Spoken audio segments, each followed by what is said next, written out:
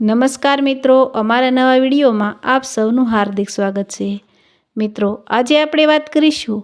એક કપલ હતું. તે બંનેના લગ્ન આશરે ઘણા વર્ષો પહેલાં થઈ ચૂક્યા હતા.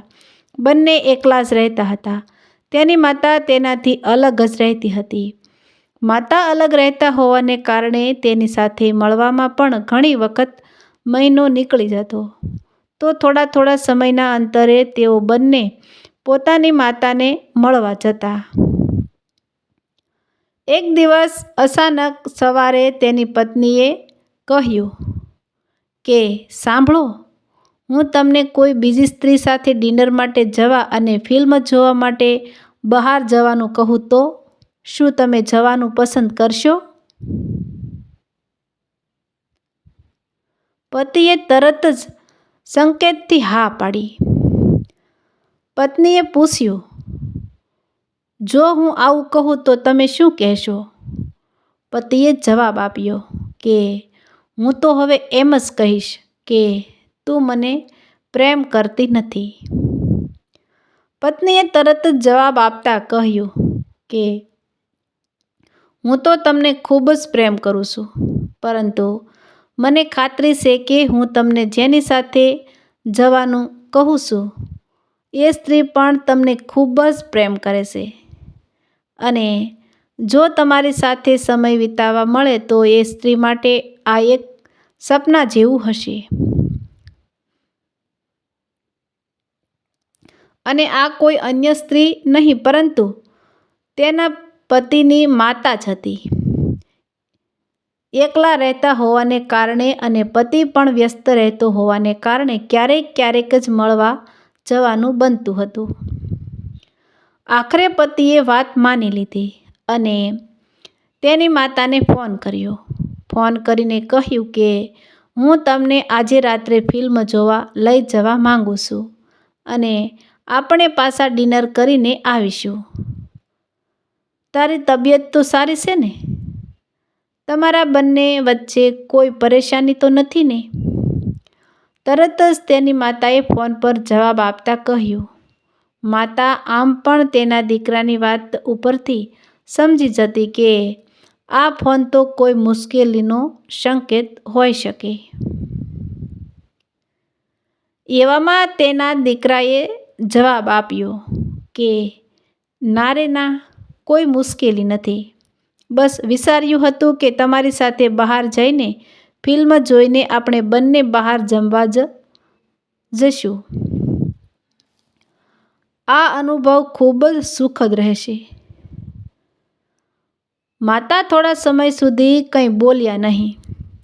પછી જવાબ આપીને માત્ર 2 શબ્દોમાં કહ્યું, ઠીક છે. હવે જ્યારે સમય આવ્યો ત્યારે દીકરો પોતાની માતાને લેવા તેના ઘરે પહોંચ્યો હતો. અંદર જઈને જોયું ત્યાં દીકરાના હાવભાવ ફરી ગયા. દીકરાને એમ હતું કે પોતે જશે પછી માતા તૈયાર થશે, પરંતુ જાણે સવારથી માતા તૈયાર થઈને બેઠા હોય અને દરવાજા ઉપર જ પોતાના દીકરાની રાહ જોઈને બેઠા હોય તે રીતે એક સુંદર મજાની સાડી પહેરીને ત્યાં દરવાજા પાસે જ બેઠા હતા અને તેના ચહેરા ઉપરથી ખુશી સોખે વરસી રહી હતી. દીકરાએ પોતાની માતાને ગાડીમાં બેસાડી પછી બંને ત્યાંથી નીકળી ગયા. માતાને ત્યાં નજીકના એક રેસ્ટોરન્ટમાં જમવાનું ખૂબ જ પસંદ હતું. આથી તેના દીકરાએ નક્કી કર્યું હતું કે ત્યાં જમવા જશે. ત્યાં પહોંચીને ટેબલ ઉપર બેસીને દીકરો મેનુ ઉપર નજર કરવા લાગ્યો. નજર કરતાં થોડું ઊંચું જોયું કે તરત જ જોયું કે તેની માતાનું ધ્યાન મેનુ તરફ નહીં પરંતુ તે માત્ર પોતાને જ જોઈ રહી હતી.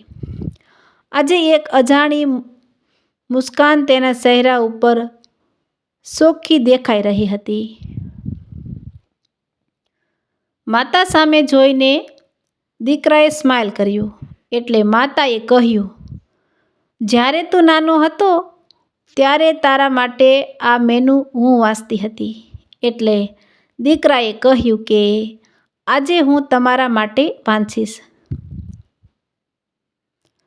પછી માતાને પસંદગીની વસ્તુઓ પૂછીને ઓર્ડર આપ્યો.